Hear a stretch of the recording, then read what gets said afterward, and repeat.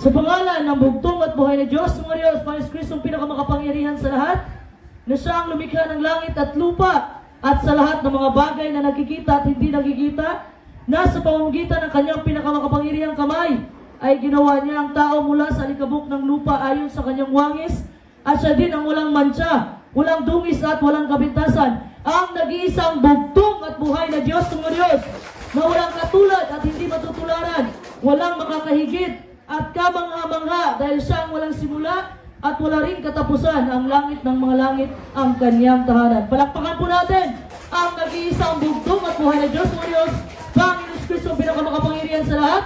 At palakpakan din po natin ang mga libo-libong banal na anghel ng bugtong at buhay na Diyos, mga Diyos, na kasama natin sa buong araw, mga kapatid, sa buong linggo, sa 6 na araw hanggang sa mga oras na ito, kasama po natin, mga kapatid.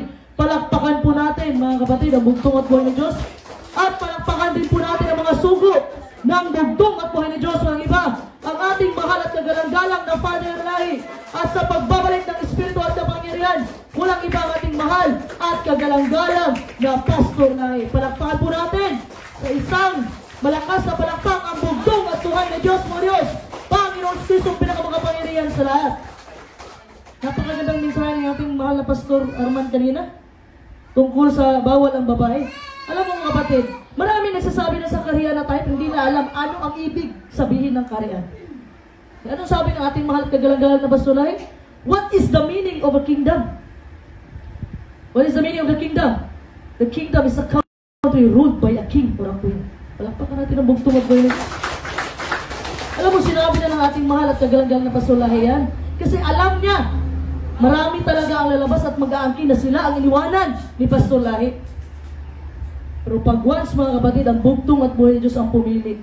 Tingnan niyo, mga kapatid, mag-isang taon na po na natulog ang ating mahal at kagalang-galang na Pastor Lahi. Pero tingnan mo ang kaharian ngayon. Nag-iinit pa rin sa pananampalataya sa tulong ng bugtong at buhay ni Diyos. So, ang ating topiko ngayong umaga na ito, mga kapatid, tungkol sa ano ang mga kasalanan na pinaratang nila sa bugtong at buhay ng Diyos. Ano ang mga inakusan nila na kasalanan sa bugtong at buhay ng Diyos? Ang power verse po natin, mga kapatid, mabasa sa Juan 19:16 hanggang 17. Ngayon po, kapatid, ipag-pray nyo po dyan sa inyong mga upuan na itong mga salita na ito, mga kapatid, ay maintindihan nyo sa tulong ng banal na Espiritu. Kasi ito mga sasabihin ko ngayon, hindi po ito galing sa akin, kundi galing po ito sa banal na kasulatan ng bugtong at buhay ng Diyos. Ito po ay salita ng bugtong at buhay ng Diyos, at ang magpapaintindi lang sa atin walang iba kundi ang banal na Espiritu ng bugtong at buhay ng Diyos. Palakpakan natin ang bugtong at buhay ng Diyos. So ano ang mga kasalanan na pinaratang nila sa bugtong at buhay ng Diyos? Alam mo, tuwing mahal na araw, mga kapatid, nagse-celebrate yung ibang mga sekta ng mahal na araw. Pag mahal na araw, mga kapatid, nakikita natin may nagpenitensya, may nagpapako sa cross. Marami silang ginagawa, mga kapatid. Naalala ko tuloy, nakita ko sa Facebook. Nagawa tuloy yung katatawanan yung nagpapako doon, mga kapatid, kasi munti ka na makuryente. Ha? Noong panahon, mga kapatid, sa lumang tipan, nung magkasala ang tao, mga kapatid, naghahandog po sila ng tupa o naghahandog sila ng hayop. Pero at that time, mga kapatid, na bumaba na po ang ating bugtong at buhay ng Diyos, nagkatawang tao sa pinakamababang uri ng pamumuhay at nagbuwis ng kanyang buhay doon sa kalbaryo ng cross, mga kapatid. Hindi mo na kailangan maghandog. Hindi mo na kailangan magpapako. Hindi mo na kailangan magpenitensya. Simpleng, sabi mo lang sa bugtong at buhay, patawarin mo ako bugtong at buhay ng Diyos. Automatic, mga kapatid, yung kasalanan mo tatanggalin ang bugtong at buhay ng Diyos. Pagka natin ang bugtong at buhay ng Diyos. Ngayon po, mga kapatid, ibabalikan po natin ang mga bagay na humantong sa pagdakip at pagpapako ng bugtong at buhay ng Diyos sa kalbaryo ng cross. Anong sabi ng Juan, sinabi 16:17? Purihin ang bugtong at buhay ng Diyos, nang magkagayon ngay ibinigay siya sa kanila upang maipako sa cross. Kinuha nga nila si Jesus at siya'y lumabas na pasan niya ang cross hanggang sa dakong tinatawag na dako ng bungo, na sa wikang Hebreo ay tinatawag na Golgotha. Sino po yung nakakita ng Passion of Christ?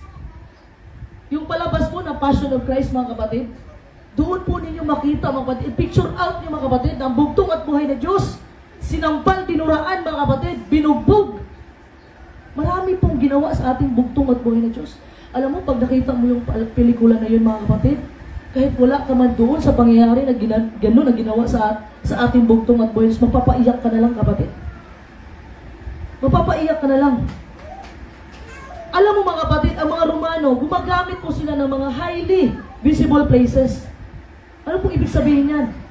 Pag once mayroong nagkasala, mga kapatid, pinaparusahan nila, pinapakita nila sa karamihan ng tao kung ano ang gagawin nila sa taong makasalanan. Para hindi gayahin ng ibang tao ang ginawa nitong tao na to. Ha?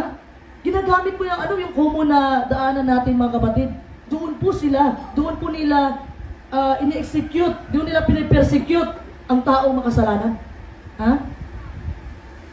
Ang taong makasalanan, mga kapatid, ay kinukundina po sa na pasanin ang kanyang cross. Galing po doon sa main street ng Jerusalem hanggang Golgotha, doon po kung saan pinako ang bugtong at buhay na Diyos. Pinapakita po nila sa karamihang tao para hindi po sila gayahin. Ganun po magpahiya ang mga Romano, mga kapatid. Ganun magpahiya ang sariling bayan ng bugtong at buhay na Diyos, ang mga Hudyo. Ha? Remember, mga kapatid, si Simon, mga kapatid, na taga Cyrene, siya yung tumulong na magbuhat ng cross ng bugtong at buhay na Diyos. Pero sabi niya, wala akong kasalanan na, tinulungan ko lang siya. Kasi po, mga kapatid, pag once nagbuhat ka po, nagpasan ka po ng cross, ibig sabihin, yung kasalanan na ginawa mo, mga kapatid, ikaw yung pinaka-worst criminal, nakapatay ka ng tao. Ha? Yan yung, pag once may cross kang pasan-pasan, ibig sabihin lang, mga kapatid, na yung nagawa mong kasalanan ay worst na lahat ng mga worst na yun. Ha? Ang bugtong at buhay na Diyos, mga kapatid, 6 na oras po niyang pasan-pasan yung cross. 6 na oras. Galing doon sa main street, papuntang Golgotha. Ha? Alam niyo, mga kapatid, gaano kabigat ang cross na pasan-pasan ng bugtong at buhay na Diyos? Alam niyo ba kung gaano kabigat? 74 kilograms. Ganon kabigat at alam niyo ba kung gaano siya kahaba? Ha? Ang taas po niya, kapatid, ay 3 to 4 meters. Imagine mo yan. At ang gaano siya kalapad, 2 meters wide.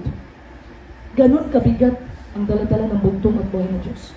Imagine, 6 na oras pong daladala ng bugtong at buhay na Diyos ang cross. 6 na oras, mga kapatid, ang ganon kabigat. At ilang oras ba pinako ang bugtong at buhay na Diyos doon sa kalbaryo ng cross? Ilang oras ang nakabitin doon? 3 oras po, mga kapatid. Alam niyo ba gaano kataas yung mga pako na pinako sa kanya? Ha? 6 to 8 inches. At saka yung pinapakita nila na dito pinako ang bugtong at buhay, hindi po yan totoo. Kasi wala pong ugat dito, mga kapatid. Ipinako ang bugtong at buhay na Diyos dito po. Dito po, kapatid. Dito. Kasi may ugat po dito na nagkukunik sa lungs, sa heart. Dito, walang ugat dito, mga kapatid. Ha? Alam mo yung pagpapako sa kalbaryo ng cross, very ugly at very masakit. Sobrang sakit. At yung pagpapako po, mga kapatid, ay hinay-hinay po na pinapatay ang ating bugtong at buhay na Diyos. Alam niyo bakit? Nasusuffocate po ang bugtong at buhay na Diyos. Dahil sa bigat ng katawan niya, yung dugo niya at ang tubig, dito po nanatili sa puso. At yung iba ay doon sa lungs niya. Every time, mga kapatid, tinan mo, pinako ang bugtong at buhay ni Diyos sa paa at saka sa kamay. Kung pagod na yung kamay niya, mga kapatid, kailangan matibay yung paa niya. Alam niyo bakit, mga kapatid? Bit-bit ng paa niya ang buong katawan. Pag gusto mag-relax ang bugtong at buhay ni Diyos, yung kamay niya, bit-bit ng paa.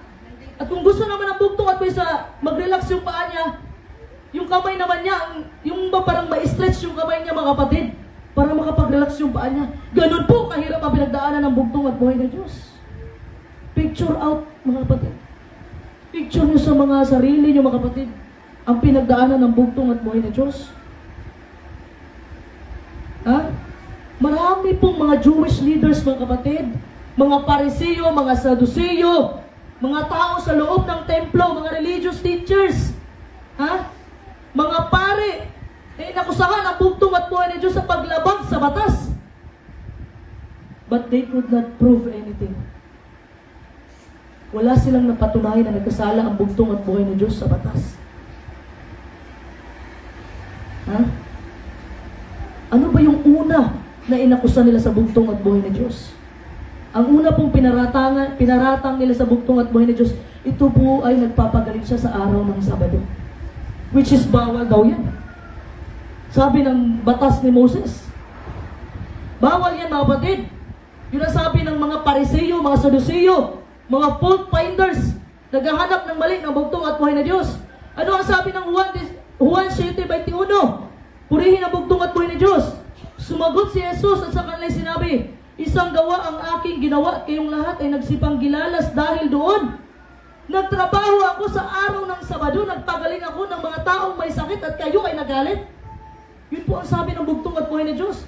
Dahil sa araw po ng Sabado, mga kapatid, Sabbath day is the holy day of our Lord Jesus Christ. Sabbath day po kapatid, araw ng Sabado, pumasok ang bugtong at buhay na Diyos sa sinagoga para mangaral. At yung mga kalaban ng bugtong at buhay na Diyos, in which hindi naman talaga galit ang bugtong at buhay na Diyos, sila ang galit sa bugtong at buhay na Diyos. Tinitingnan talaga nila ang bugtong at buhay na Diyos. Hindi talaga nawala yung mata nila sa bugtong at buhay na Diyos. Yung mga fault finders mga kapatid, yung mga kritiko ng bugtong at buhay na Diyos, inaantay nila magkamali ang bugtong at buhay na Diyos. Inaantay nila para makondina nila sa kamatayan ng bugtong at buhay na Diyos. Anong ginawa ng bugtong at buhay na Diyos? May lumapit doon mga kapatid, baluktot na braso. Mabasa natin sa Marcos 3:1-6. Since it was Sabbath day mga kapatid, bawal daw talaga. Sobrang strict ng mga Pariseo sa utos ng bugtong at buhay na Diyos. Sabi nila, bawal magpagaling sa araw ng Sabado. So lahat ng mata ay nakatingin sa ating bugtong at buhay na Diyos. Lahat ng mga mata. Kung ano ang gagawin ng bugtong at buhay sa araw ng Sabado, holy day. Ano ang gagawin? Papagalingin ba niya yung taong may sakit o hindi? So ang ginawa ng bugtong at buhay na Diyos mga kapatid, inutusan niya yung taong may kapansanan, yung baluktot ang braso, na lumapit sa kanya, tumayo sa harap ng lahat. At tumingin ang bugtong at buhay na Diyos mga kapatid sa kanya mga kritiko. Tiningnan niya. At nagtanong siya, ito ang sinabi ng Marcos 3:4, purihin ang bugtong at buhay ni Diyos. At sinabi niya sa kanila, katwiran baga ang gumawa ng magaling sa araw ng Sabado, araw ng Sabat, o ang gumawa ng masama, magligtas ang isang buhay o pumatay, datapwat sila'y hindi nagsiimik. In-expose lang po ng bugtong at buhay na Diyos yung mga narrow thinking ng mga Pariseo. Makikitid na pag-iisip. Dinadala po sila ng bugtong at buhay na Diyos sa larger view mga kapatid. Alam mo yung kabayo? Yung kabayo sa amin mga kapatid, tinatawag namin yung tartanilya. Yung sumasakay kayo, may baybahay. Nakita niya yung mga kapatid? Ginagawa siyang kalesa. Tartanilya kasi sa Bisaya eh. Kalesa mga kapatid. Alam niyo yung kabayo? Yung kabayo mga kapatid, may nakaganyan yan sa gilid nila. So focus na sila doon. Ganun po ang mga Pariseo. So ang gusto lang pinaintindi sa bugtong at buhay ng Diyos sa kanila mga kapatid, na dapat lawakan nila yung pag-iisip nila. Sa sobrang kitid na pag-iisip nila. Sabi nga, bawal yung ginawa mo, araw ng Sabado. Bawal ka magpagaling kasi bawal magtrabaho sa araw ng Sabado. So sabi ng bugtong at buhay, ano bang mas mabuti? Ang pumatay ba o magpagaling sa araw ng Sabado? Ang mabuti mga kapatid ay ang pagpagaling sa araw ng Sabado. Ngunit ang mga Pariseo, mga kapatid, ngunit yung mga perpekto sa utos ng bugtong at buhay ni Diyos, ay ginawa nilang pinsala ang araw ng Sabado. Alam niyo bakit? Tumitingin sila sa bugtong at buhay ni Diyos. Magaling ang bugtong at buhay ni Diyos, matalino ang bugtong at buhay ni Diyos. Naghahanap sila ng butas ng bugtong at buhay ni Diyos para mapakulong nila at mapatay nila ang bugtong at buhay ni Diyos. Kaya tinanong sila ng bugtong at buhay ni Diyos, ano ba ang maganda? Ang pumatay o magbuhay sa araw ng Sabado? Hindi sila sumagot. Hindi sila sumagot mga kapatid.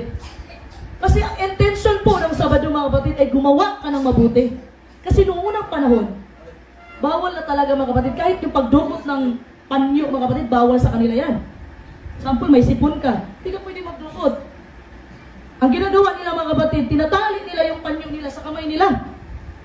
Para kung may pawis ka, hindi na dukot-dukot ang panyo, diretso na punas.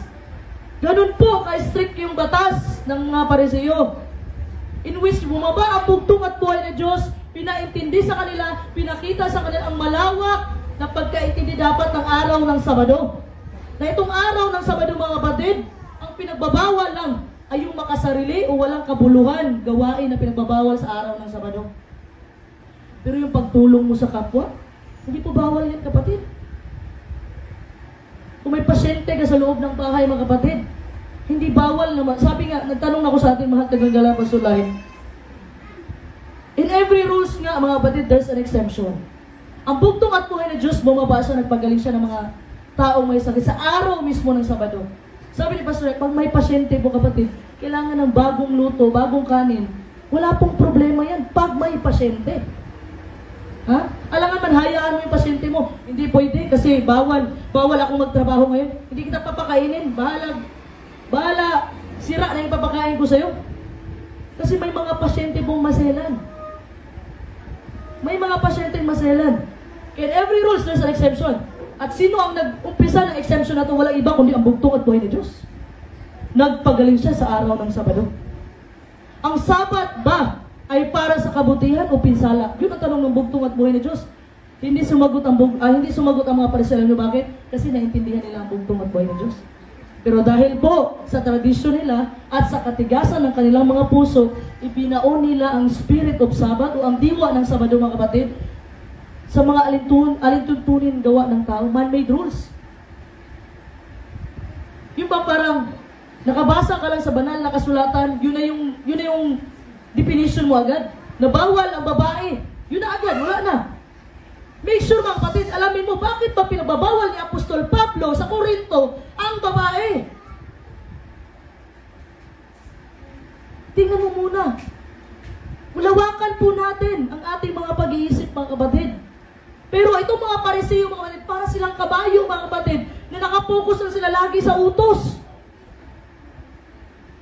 Ha? Puro utos na lang, mga kapatid. Ang Sabat mo, mga kapatid, ay ginawa para sa tao. Tandaan po natin yan. Hindi ang tao ginawa para sa Sabat. Kagaya ng upuan, mga kapatid. Bakit ginawa ang upuan? Para sa tao. So ang Sabat ay para sa tao. Ang punto lang ng bugtong at buhay na Diyos, hindi ka pipigilan gumawa ng mabuti sa araw ng Sabado. Dahil mismo ang bugtong at buhay na Diyos, naging ilustrasyon siya sa atin, mga kapatid. Kaya that's why, mga kapatid, ang inaalaw na trabaho sa araw ng Sabado, doctor and nurse. Doctor and nurse, mga kapatid. Pero maganda sana talaga na magsamba sa araw ng Sabado. Pero dahil yung trabaho mo, doctor ka o nurse, yung nag-aasikaso ng mga pasyente, mga kapatid. Kaya in every rule, there's an exemption. Hindi po laging ina-apply natin, mga kapatid, na, uy, bawal yan, bawal. Puro tayo bawal. Bawal magpagaling sa araw ng Sabado. Alam niyo, mga kapatid, sinasabi ko lagi, na itong Sabat na ito, mga kapatid, dito po nire-release ng bugtong at buhay na Diyos ang pagpapala. Dito po nire-release ng bugtong at Diyos ang pagpagaling sa mga lahat, sa klase-klase natin mga sakit, material, spiritual, sa ating mga kaluluwa, mga kapatid. At dito po, mga kapatid, tinatanggal ng bugtong at buhay na Diyos ang ating pagkakasala sa 6 na araw. Palakpakan po natin ang bugtong at buhay na Diyos. So nagalit ang bugtong at buhay na Diyos. Nagalit ang bugtong at buhay na Diyos. Nagalit ba siya sa walang dahilan? Nagalit siya sa may kadalihanan. Ano sabi ng Marcos 3:5? Purihin ang bugtong at buhay na Diyos. At nang siya'y lumingap sa kanila sa palibot-libot na may galit, sapagkat ikinalungkot niya ang katigasan ng kanilang puso, ay sinabi niya sa lalaki, lunat mo ang iyong kamay at iunat niya, at gumaling ang kanyang kamay. Palakpakan natin ang bugtong at buhay na Diyos. Alam po na bugtong at buhay na Diyos ang katigasan ng kanilang mga puso. At nakikita niya ang mga Pariseo, mga kapatid, walang pakialam. Wala silang caring attitude, uncaring yung mayroon sila. Alam mo yung galit, mga kapatid, hindi naman kasalanan yung galit eh. Depende po kung saan mo in-apply yung galit mo. Depende. Kagaya ng bugtong at buhay na Diyos, in-apply niya kasi, bakit kayo laging nakatingin, ang punto ng bugtong at buhay na Diyos, hindi ba ako pwedeng maging Diyos sa araw ng Sabado? Bawal ba akong magpagaling? Kasi po, mga kapatid, siya po ang Diyos sa araw ng Sabado. Ha? Nagalit ang bugtong at buhay na Diyos. Tayo ba mga kapatid? Sinabi ko, okay lang magalit? Yes, okay lang. Pero depende po sa anong paraan natin ina-apply yung galit natin. Sa negative ba o positive? Ano yung negative mga kapatid? Ito yung nagalit ka sa isang tao mga kapatid. Chinismis mo siya. Nagmarites ka sa kanya. Ha? Nagsasabi ka ng hindi magagandang mga salita sa tao ito kasi galit ka. Ha? Criticize mo siya mga kapatid. Nagiging selfish ka. Siniraan mo siya sa ibang tao. Yun po yung galit na pangit mga kapatid. Nagalit ka sa walang saktong dahilan mga kapatid. Nagalit ka lang. Alam mo mga kapatid, ang maganda na galit ito mga kapatid. Dalhin mo yung galit mo at saka yung lakas mo mga kapatid to correct a problem. And be part of a constructive solution. Ano po ito? Ito po yung naalala ko mga kapatid. Doon sa Mindanao, may monthly meeting ating mga mahal na pastor elder. At may elder natin mga kapatid, gusto niya talaga patapusin ang araw ng Sabado bago mag-meeting. Which is tama naman. Nagalit siya mga kapatid. Yung galit ba niya is masama ba yun o ikakaganda sa kaharian? Ikaganda sa kaharian mga kapatid. Yun yung constructive solution. Maging parte ka sa solution. Hindi ka maging parte sa mga negatibong mga nakapalibot sa iyo ng mga tao. Ha? So after nun mga kapatid, lahat nakarealize sa tulong ng bugtong at buhay na Diyos. Dapat tapusin mo na ang Sabat bago mag-meeting. Talakpakan natin ang bugtong at buhay na Diyos. Kung mayroong mag-advise sa inyo mga kapatid na maganda, tanggapin nyo. Minsan kasi nadadala tayo ng pride natin. Alam mo nang mali yung ginagawa mo, ayaw mo pa rin aminin sa sarili mo. Dahil po yan sa pride. Saan ba talaga nag-umpisa ang pride? Doon po sa langit ng mga langit. Nung nag-rebelde po si Lucifer, na satanas na siya ngayon. Doon po nag-umpisa lahat. As long as may pride po kayo kapatid, lahat po na sinasabi sa inyong kapwa, sa inyo, kahit ikakabuti ninyo, ay ginagawa ninyong masama. Ha? If you are guilty mga kapatid, kung guilty ka sa mga bagay ngayon, na nagalit ka sa walang kabuluhang bagay, then you need to ask God. Humingi ka po ng kapatawaran sa bugtong at buhay Diyos about sa mga chismis mo sa ibang tao, sa mga paninira mo sa ibang tao, sa pagsira mo sa buhay sa ibang tao. Alam mo kapatid, maging thankful lang po tayo mga kapatid. Alam mo, masabi mo, dapat wala na siya sa kaharian eh. Kasi makasalanan naman yan siya.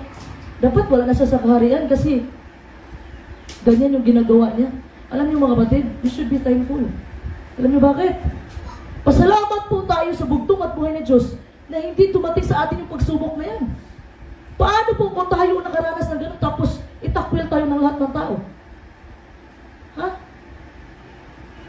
Alam niyo mga kapatid, ang bugtong at buhay na Diyos, bumaba siya sa sanlibutan para iligtas tayong lahat. So lahat ng tao ay makasalanan at walang perpekto. Walang paka natin ang bugtong at buhay na Diyos. Kung ikaw mga kapatid nakagawa ka sa kapwa mo na mahilig kang manira sa iyong kapwa, this is that time mga kapatid na hingin mo sa bugtong at buhay na Diyos, bugtong at buhay na Diyos, baguhin niyo po ako. Hindi maganda itong ginagawa ko sa buhay ko. Mahilig ako mag-chismis ng aking kapitbahay. Mahilig ako mag-chismis ng aking kapwa. Mahilig ako mag-chismis ng aking kapatiran. Pag nasa harap ko siya, maganda yung tawa ko, pero pag nakatalikod siya, sinichismis ko siya. Patawarin niyo po ako, Panginoon. Ito po yung ugali, mga kapatid, na ikaw lang nagkukontrol. Ha? Sabi nga natin, mahal at kagalangalan ng pastulay, every time na gusto mong manira sa iyong kapwa, ano sabi niya? Kanta ka na lang. Ipanalangin mo na lang. Ikanta mo na lang, kapatid. And every time na gusto mo magsabi ng masasamang salita sa iyong kapwa, ang gagawin niyo lang po, mga kapatid, lumuhod at manalangin. Kasi once, mga kapatid, na nasabi mo na yung mga masasamang salita, hindi mo na mababawi yan. Masakit pa naman yung pasakitan kayo emotional kaysa sa physical. Kasi yung emotional mga kapatid, dito yan sa puso natin, diretso eh. Ha? Sinabihan ka na, ano ka ba? Wala kang kwenta. Dapat wala ka na dito. Sakit yun mga kapatid. Kahit verbal lang yan mga kapatid, pero dito yan sa puso natin. Kaya bago po tayo mag-post sa Facebook, bago po tayo magsabi ng masasamang salita sa ating kapwa mga kapatid, manalangin po tayo sa ating bugtong at buhay ng Diyos. Ipanalangin natin na kunin na niya sa atin yung mga masasama nating ugali, mga kapatid. Kasi paano po tayo papasukan ng Holy Spirit ng bugtong at buhay ni Diyos kung nandito pa rin sa atin yung ugali nating mapagmataas? Amen? Palakpakan natin ang bugtong at buhay ni Diyos.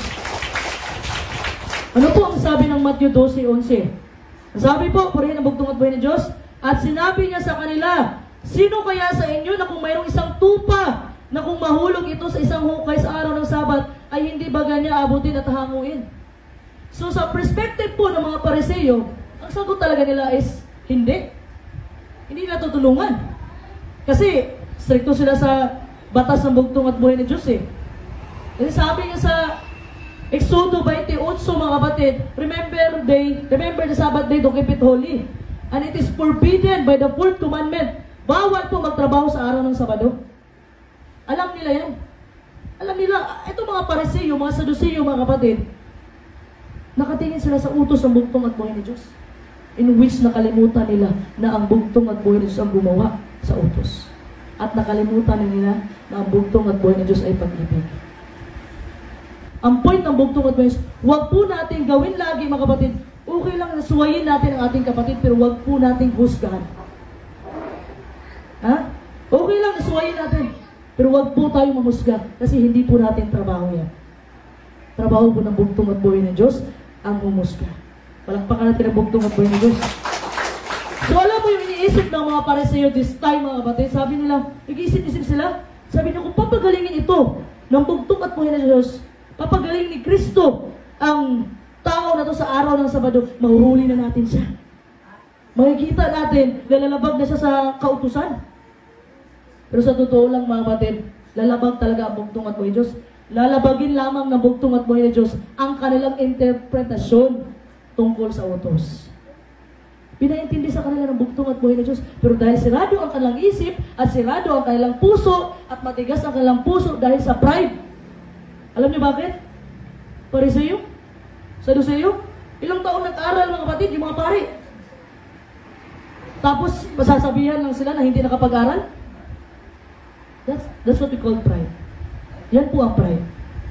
Alam mo, mga kapatid, alam na nila na may point ang bugtong at buhay ni Diyos. Pero ayaw nilang makinig dahil po sobrang taas ng tingin nila sa sarili nila. Sino ka ba? Kami, mga Pariseo kami, mga pari kami, ilang taon kami nag-aral. 20 years. Tapos magsasabi na itong tao na ito na hindi malang nakapag-aral. Ganun po ang nasa isip ng mga Pariseo. Kaya hindi nagpapatalo, mga kapatid. Kasi mayroong pride. Alam niyo po ba yung sagot ng bugtong at buhay ng Diyos? Ang sinagot po ng bugtong at buhay ay tanong.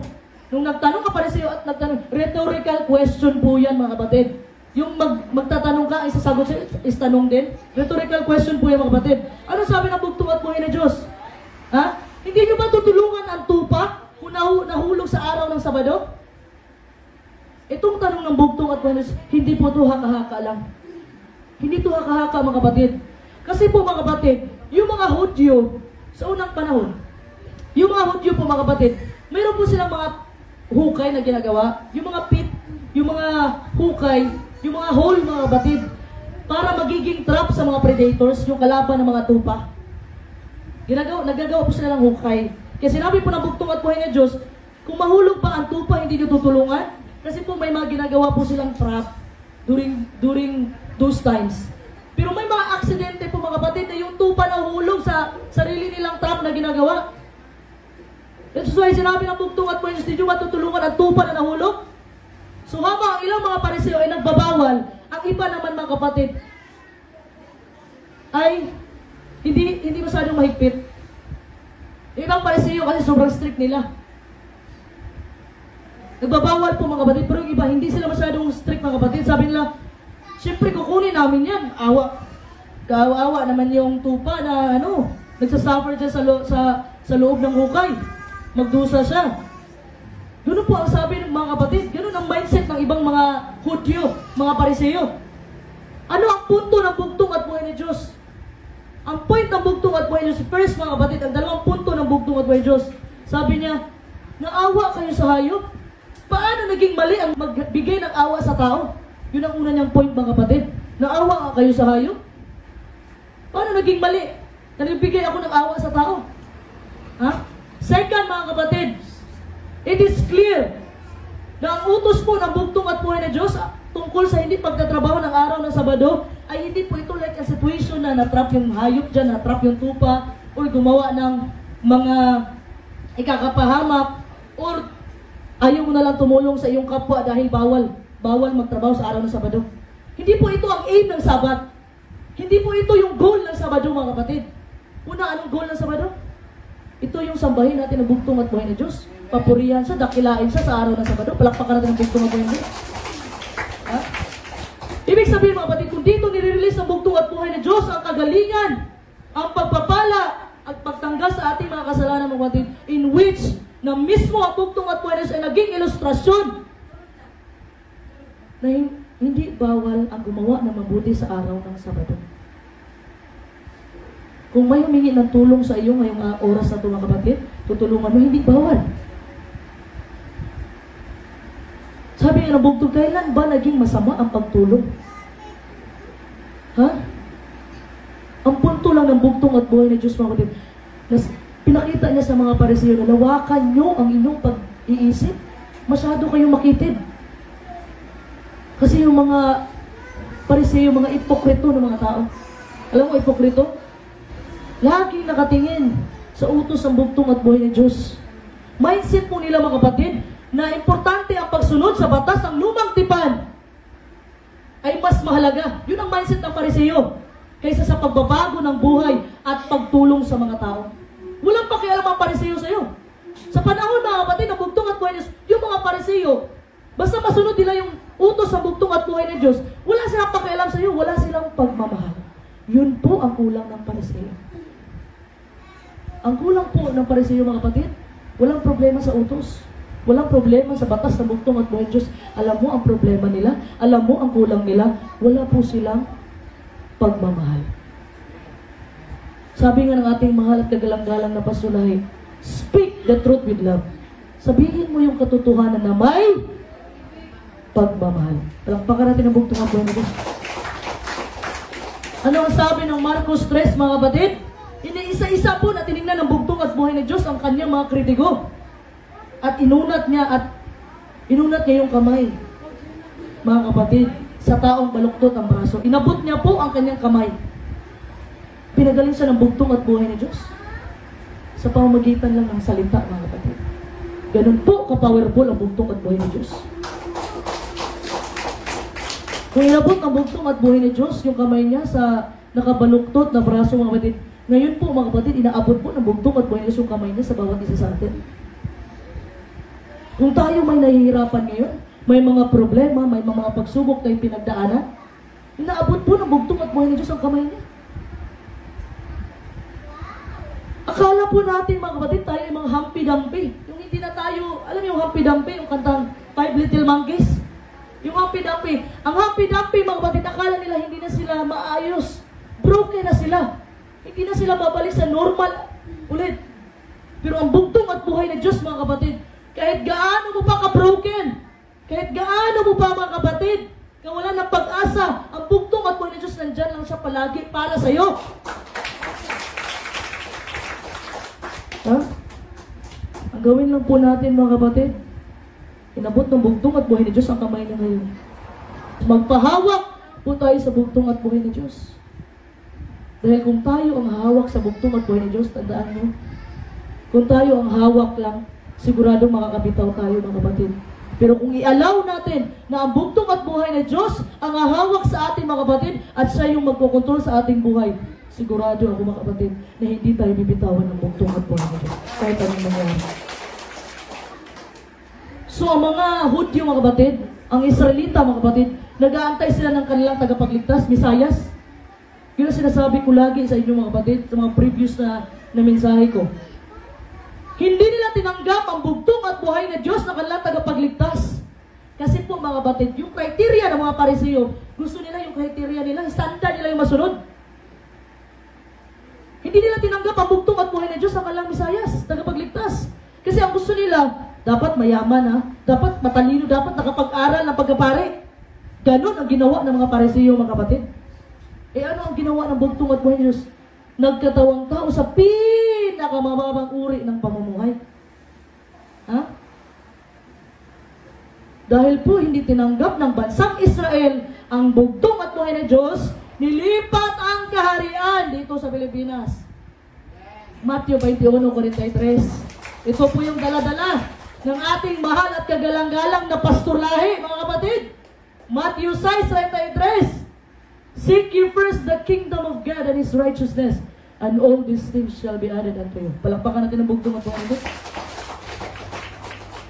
So dahil po ang in-expect nila sa Messiah sa darating ay nagpapakita ng mga himala at tanda, marami ding sumunod sa bugtong at buhay Diyos. Alam mo sa panahon ni Pater Lahi, mga kapatid, si Pater Lahi, mga kapatid, nagpapakita ng milagro at kapangyarihan. Alam niyo bakit? Yung ginawa ni Pater Lahi na lahat ng mga may anting-anting dyan, pinasurrender ni Pater Lahi doon sa plaza. Tapos pinaikot-ikot daw yung baril. Sino yung hindi pa mag-surrender dyan? Masaktuhan ka nito ng baril na magpatay ka talaga. Babarilin ka talaga ni Pater Lahi. Commander Lahi siya din. Sa Mindanao, Commander Lahi siya. Inatakot yung mga may dala-dalang mga anting-anting mga kapatid. Surrender. Wala pong ibang nakagawa niyan, mga kapatid. Ang sugo lang ng bugtong at buhay ng Diyos. Pater Lahi, kalakpakan natin. Ha? So ang bugtong at buhay ng Diyos, mga kapatid, gumawa siya ng mga milagro. Binuhay ang patay. Nagpagaling ng mga may sakit. Binuhay ang patay. Pinaka-example dyan si Lazarus. Binuhay niya, mga kapatid. Walang nakagawa niyan, mga kapatid, ang bugtong at buhay ni Diyos lang. So maraming sumunod sa kanya dahil sa milagro at sa mga tanda. So sabi ng Juan 7:32, purihin ang bugtong at buhay ni Diyos. Nangarinig ng mga Pariseo ang mga bulong-bulungan ng karamihan tungkol sa kanya, at nangasugo ang mga pangulong saserdote at mga Pariseo ng mga punong kawal upang siya'y hulihin. Naging insecure ang mga Pariseo, mga kapatid. Alam mo, pag hinayaan lang natin itong tao na ito, wala ng tao maiiwan sa atin. Naging insecure po, mga kapatid. Yung mga Pariseo at mga saserdote, mga Saduseo, mga pare, naging insecure sila. Kasi nakita nila na marami nang sumunod sa bugtong at buhay na Diyos. Pero hindi po mahuli ang bugtong at buhay kasi hindi pa niya panahon na para mahuli siya. Pero later, mga kapatid, nung humarap na ang bugtong at buhay ng Diyos kay Poncio Pilato, mga kapatid, dami nilang inakusa sa bugtong at buhay ng Diyos. Ang dami nilang pinaratang sa bugtong at buhay na gumawa ng mga unlawful na hindi kaaya-aya sa batas ni Moses. Pero wala silang mapatunayan kahit isa na nalabag ng bugtong at buhay ng Diyos. Nabasa niyo po yan sa Juan 18:28. So ang unang bagay, mga kapatid, na pinaratangan nila ang bugtong at buhay ng Diyos ay nagpagaling siya sa araw ng Sabado. So ano yung pangalawa? Ang pangalawang rason, mga kapatid, na pinaratang nila sa bugtong at buhay ng Diyos, ito yung kaibigan siya sa mga taong may kasalanan. Being a friend of sinners. Naging kaibigan siya sa mga makasalanan na tao. Anong sabi ng Mateo 11:19? Purihin ang bugtong at buhay ng Diyos. Naparito ang anak ng tao na kumakain at umiinom, at sinasabi nila, narito ang isang matakaw na tao at isang manginginom ng alak, isang kaibigan ng mga maniningil ng buwis at ng mga makasalanan, at ang karunungan ay naaring ganap ng kanyang magawa. Sino ba yung mga kasama ng bugtong at buhay ng Diyos? Mga reliyoso ba? Mga reliyoso ba? Sino ang kasama ng bugtong at buhay? Mateo, maniningil ng buwis. Maria Magdalene, nangalunya. Yun po mga kasama ng bugtong at buhay ng Diyos. Hindi yung mga Pariseo ang kasama ng bugtong at buhay, hindi yung mga reliyoso. Another Sabbath day, mga kapatid. Alam mo, pumapasok ang bugtong at buhay Diyos sa sinagoga, araw ng Sabado po. Araw ng Sabado. Hindi ibang araw, hindi linggo. Sabi nila, bakit? Pwede naman magsamba sa bugtong at buhay kahit anong araw ah? Yes! Pwede ka magsamba kahit anong araw, walang problema yan. Pero dito po sa araw ng Sabado, mga kapatid, bumababa ang bugtong at buhay ng Diyos para makasama ang kanyang mga bugtong. Bukas ang langit ngayon, mga kapatid. Sa araw ng Sabado. Wala ka problema. Magsamba ka sa lahat ng, sabi nga, lahat ng araw ay mabuti. Pero may isang banal na pinagbanal ang bugtong at buhay ng Diyos. Walang iba, ito yung araw ng Sabado. Pagpaka natin ang bugtong at buhay ng Diyos. So pumasok ang bugtong at buhay ng Diyos sa araw ng Sabado, mga kapatid. Nagturo siya. Maraming mga tao nagsilapitan sa bugtong at buhay ng Diyos. Magaling mangaral ang bugtong at buhay ng Diyos. Alam niyo ba mga kapatid na hindi ganun ka aya-aya ang mukha ng bugtong at buhay ni Diyos? Yung mga nakita niyo sa pelikula, yung mga nakita niyo sa mga picture, hindi po ganyan ang itsura ng bugtong at buhay ni Diyos. Yun ang sabi ng Isaiah 53:2. Hindi, wala pong anyo ang bugtong at buhay, walang anyo, kagandahan man. Yung makita niyo na gwapo ang bugtong at buhay, hindi po yan totoo. Yung mga picture na nakita niyo dyan, na sinasamba ng mga ibang tao, hindi po yan ang mukha ng bugtong at buhay ni Diyos. Hindi po kaya-aya ang mukha ng bugtong at buhay. Magaling lang talaga ang bugtong at buhay ni Diyos, mga ral, dahil puspos po siya ng banal na Espiritu. Talampakan natin ang bugtong at buhay ni Diyos. So, nangaral naman ulit ang bugtong at Diyos sa araw ng Sabado. Yung mga buhay ni Diyos, gusto siyang i-trap, mga kapatid. Naghahanap talaga ng paraan. Itong mga fault finders, mga kapatid, itong mga taong perfecto, laging naghahanap ng butas. Para butasan nila ang bugtong at buhay, ang mapakulong nila at magamit nila para siya'y patayin. Ha? Alam nyo, may sitwasyon silang dinala sa harapan ng bugtong at buhay ng Diyos. Dinala po nila sa harapan ng bugtong at buhay ng Diyos ang isang sitwasyon na ayon sa batas ay mandatoryong parusa. Batuhin. Ha? Batuhin ang taong ito. Anong sabi ng Juan 8:3? Uri na bugtong at buhay ng Diyos.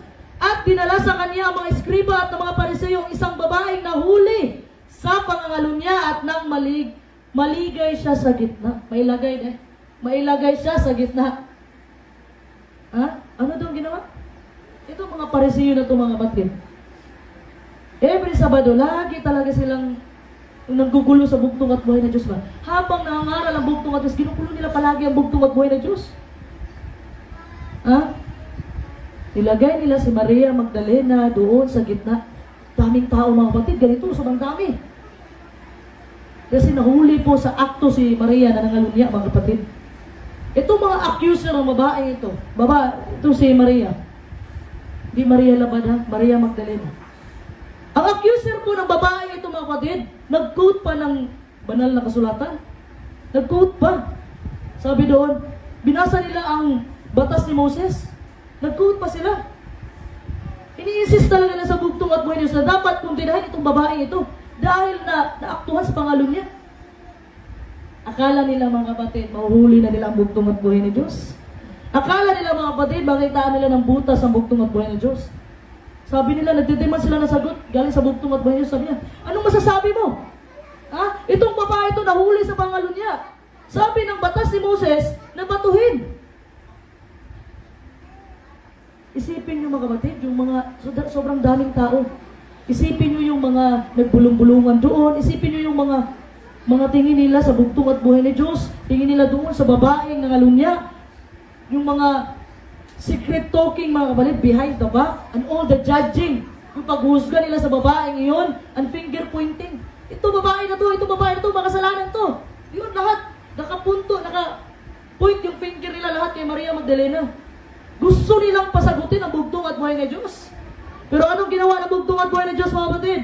Yumuko lang ang bugtong at buhay ng Diyos at nagsulat siya, mga kapatid, sa lupa gamit ang kanyang daliri. Sabi niya, let the one without sin cast the first stone. Kung sino man daw ang walang kasalanan, ang unang pumato sa babae na yan. Ha? Sa ginawa ba ng bugtong at buhay ng Diyos, nalabag ba niya ang batas? Hindi. Alam niyo bakit, mga kapatid?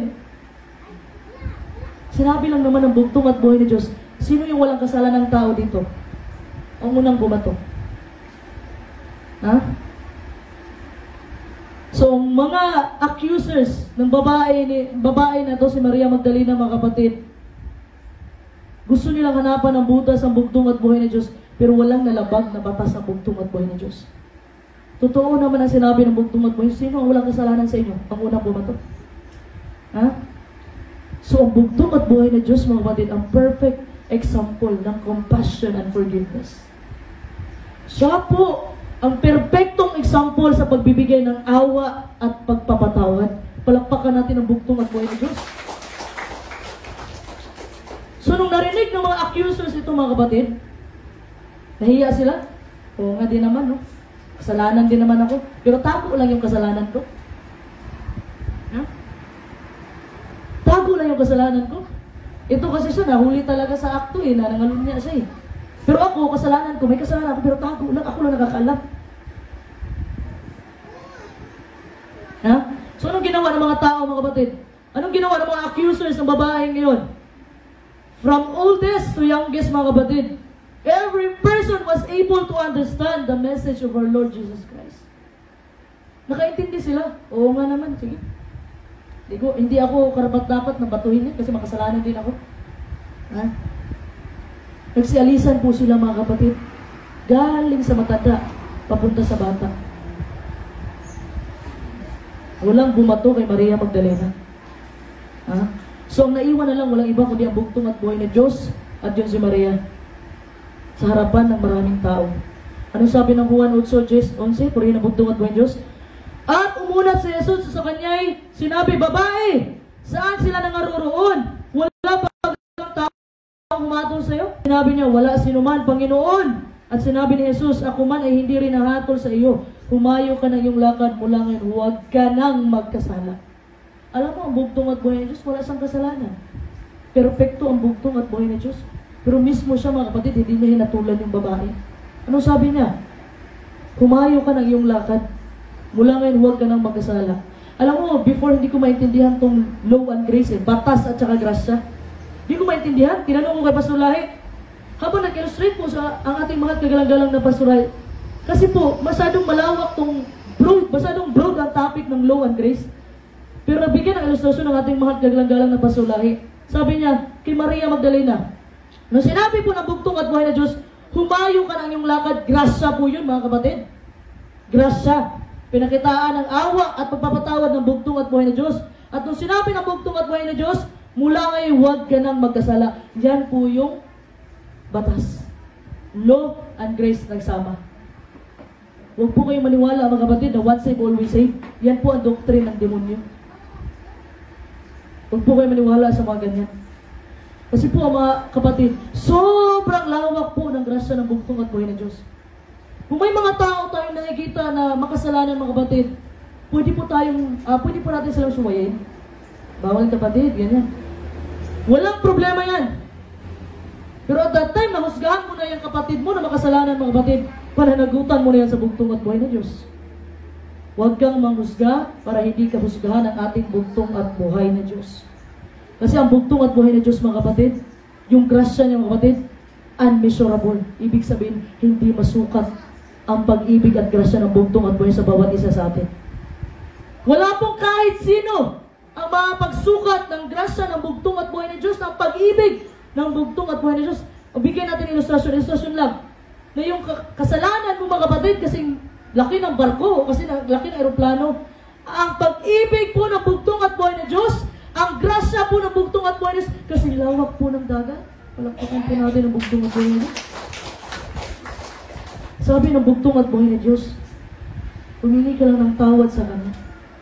Kahit gaano pa kapula ng iyong kasalanan, mga kapatid, paputiin niya ng bugtong at buhay ng Diyos. Magbalik ka lang sa Kanya. Alam mo, batid, every time na humingi ka ng tawad sa bugtong at buhay ng Diyos, sabi ng bugtong at buhay ng Diyos, ha? May kasalanan ka pala, anak? Kinakalimutan na po ng bugtong at buhay ng Diyos ang kasalanan natin. Hindi mo na kailangan magpapako. Hindi mo na kailangan magpenitensya. Hindi mo na kailangan lumuhod galing sa pintuan hanggang dito sa pulpito. Ang gawin mo lang, mga kapatid, lumuhod ka doon sa sekretong lugar na ikaw lang. Prayer room. May prayer room tayo dito sa Maul. Lumuhod ka, mga kapatid, makipag-usap ka sa bugtong at buhay ng Diyos. Sabi nga nila, paano pag nagkamali ako sa prayer ko? Alam mo, kapatid, naalala ko sinabi ng ating mahal at kagalang-galang na Pastor Lahi.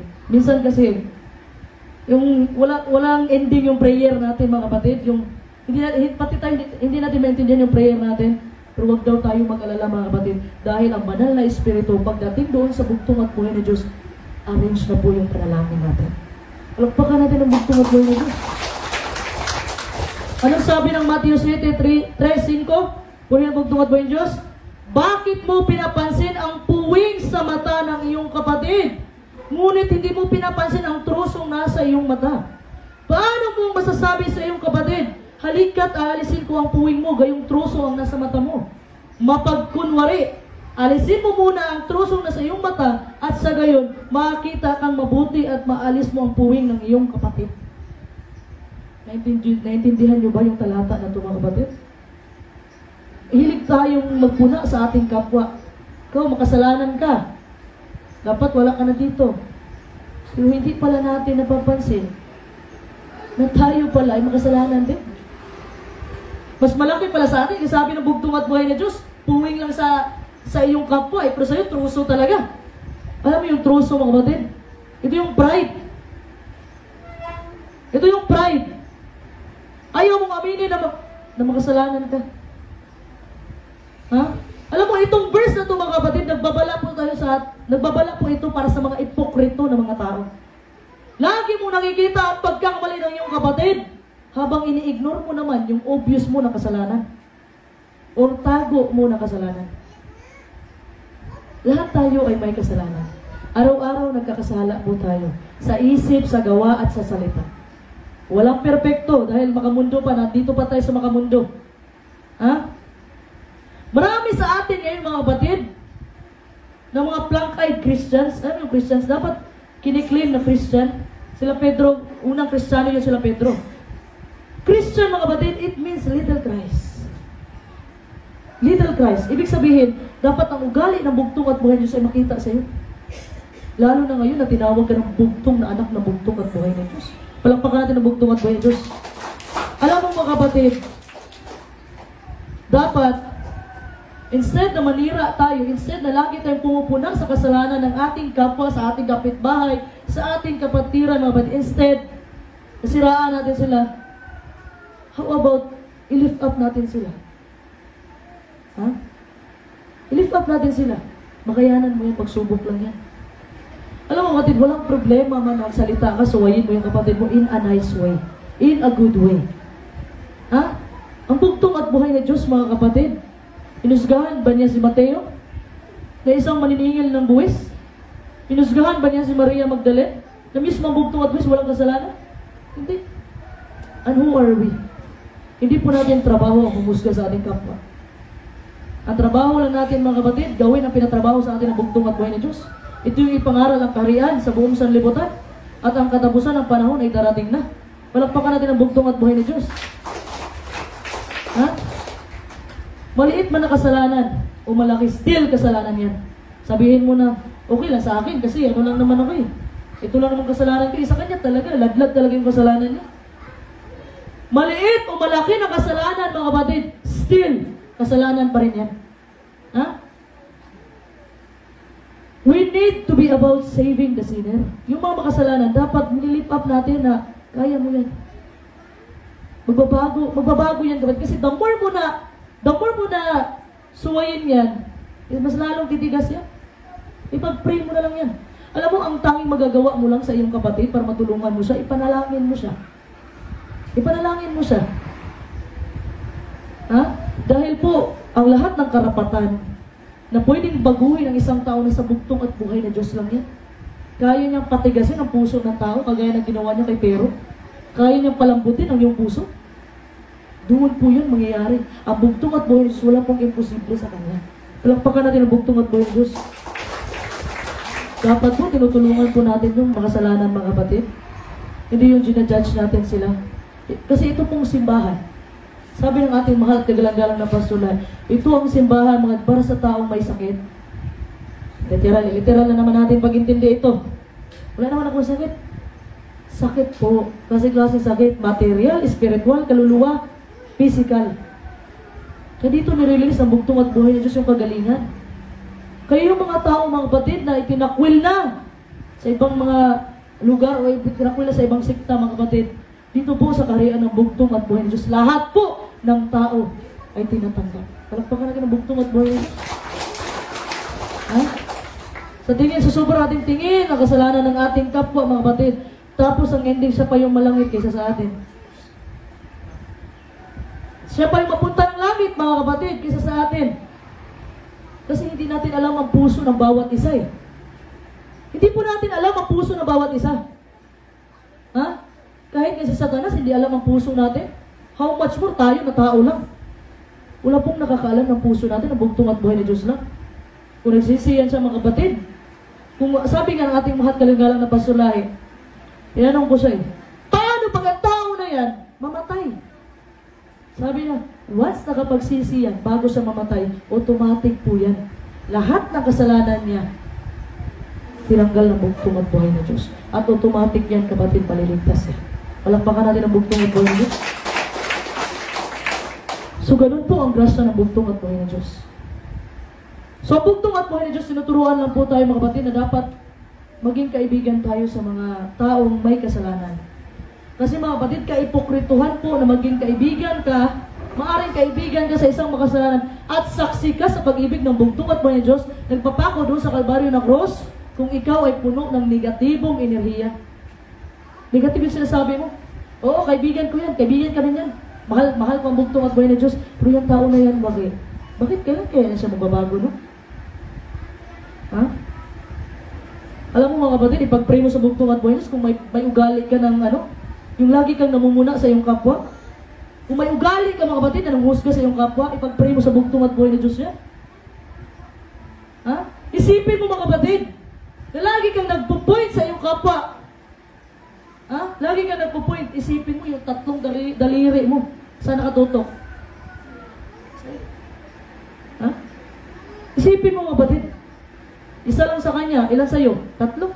Kung guilty ka sa bagay na ito mga kapatid, na lagi kang naghuhusga sa iyong kapwa, kung lagi kang nagsasalita ng masasama tungkol sa isang tao, o lagi kang nagtuturo ng kasalanan ng ibang tao, o iniisip mo na perpekto ka, ilumapit ka sa bugtong at buhay na Diyos mga kapatid, ilapit mo itong ugaling mo na ito sa bugtong at buhay na Diyos, and ask God. Hingin mo sa bugtong at buhay na Diyos, bugtong at buhay, tanggalin mo na yung mga negatibo mo na iniisip, yung hilig ako manira sa kapwa ko, tanggalin mo na yung bugtong at buhay na Diyos. And every time mga kapatid, mahusga ka, manira sa iyong kapwa, wag ka na lang magsalita. Alam mo, wag kang magsalita mga kapatid kung galit ka. Kasi nalalaman yung totoong ugali mo pag galit ka. Doon lumalabas ang totoong ugali mo pag once galit ka. Amen? Totoo yan mga kapatid. Mabait ka naman talaga pag hindi ka galit. Lahat tayo mabait. Pag hindi tayo galit, huwag lang galitin. Doon po ang tunay na ugali ng tao. Pero ang bugtong at buhay na Diyos, mga kapatid, anong ginawa sa kanya? Dinuraan, sinampal, binugbog, pinako sa krus. Nagalit ba ang bugtong at buhay na Diyos? Bagkus, anong sinabi niya? Ama, patawarin mo sila sa kanilang mga ginagawa na hindi nila alam. Palakpakan po natin ang bugtong at buhay na Diyos. Humingi po tayo ng tulong sa bugtong at buhay ni Diyos, mga kapatid, kung may mga ugali po tayong ganyan. Kasi, kung i-remind po natin yung sarili natin, mga kapatid, saan po tayo galing? Ha? Galing tayo sa alikabok ng lupa, mga kapatid. At dahil po sa kasalanan ng una nating magulang na si Adan at saka si Eva, na kung hindi bumaba ang bugtong at buhay na Diyos, at nabuhis na kanyang buhay, until ngayon, mga kapatid, makasalanan, at tayo ay alipid ng kasalanan. Pero mga kapatid, niligtas po tayo ng bugtong at buhay ng Diyos. Tayo pong lahat, hindi lang ang mga Hudyo. Ha? Tayo pong lahat mga kapatid. Yung tao na kinakagalitan mo ngayon, yung taong sobrang sama na talaga, na akala mo, wala nang pagbabago. Kapatid, isa yan sa niligtas ng bugtong at buhay na doon sa Kalbaryo ng Cross. Isa yan. Palakpakan natin ang bugtong at buhay ng Diyos. Ang bugtong at buhay na Diyos ay perpekto, pero nagpapatawad siya. Tayo ay makasalanan, pero hindi natin kayang patawarin ang ating kapwa. Ang bugtong at buhay na Diyos, perpekto siya. Pero every time humingi tayo ng tawad sa Kanya, pinapatawad niya tayo. Pero yung kapwa natin na nagkasala sa atin, hindi natin pinapatawad. Nagtatanim tayo ng kahoy, mga kapatid. Yung parang, bahala ka dyan. Ha? Pinatawad po tayo ng bugtong at buhay ni Diyos sa ating mga kasalanan. Dapat ganun din po ang gawin natin sa mga taong nagkasala sa atin. Alam mo, sabihin mo, natawad ko naman siya, pero hindi ko pa rin makakalimutan yung ginawa niya. Hindi ka totoong nagpatawad. Fake yan siya, mga kapatid. Ang totoong nagpatawad, mga kapatid, wala na sa puso mo at isipan mo. Nang humingi siya ng tawad sa'yo, tinanggal mo na lahat Yung ano mang ginawa niya sa iyo mga kapatid, yan ang totoong pagpapatawad. Yan po ang ginawa ng bugtong at buhay ng Diyos sa atin. Pinatawad niya tayo at kinalimutan niya ang ating mga kasalanan. Alam pa ka natin ang bugtong at buhay ng Diyos. Nalala ko tuloy mga kapatid, yung talinghaga mga kapatid, nang hindi nagpapatawad ng utang, Mateo 18:21-35. Lumapit po si Pedro sa bugtong at buhay ng Diyos. Sabi niya, Panginoon, ilang beses ba ako magpatawad sa kapatid na nagkasala sa akin? 7 times ba? Sabi ng bugtong at buhay, hindi. 70 times 7. Ilan yan mga kapatid? 70 times 7. 490 times a day kang magpatawad. Sabi mo, namumuro na kasi sa atin mga kapatid, nature natin. Pag nagkasala yung tao sa atin, yung nakapagsabi sa hindi maganda, kinikwento ka sa ibang tao, tapos nakarating sa iyo yung kwento, nagagalit ka. Sabi niya, sobra na. Sobra na yung pagtitiis ko. Pero sabi ng bugtong at buhay ng Diyos, hindi lang 7 times ka magpatawad. 490 times a day. Kaya ba yan kapatid? Kaya ba? Wala na sunod.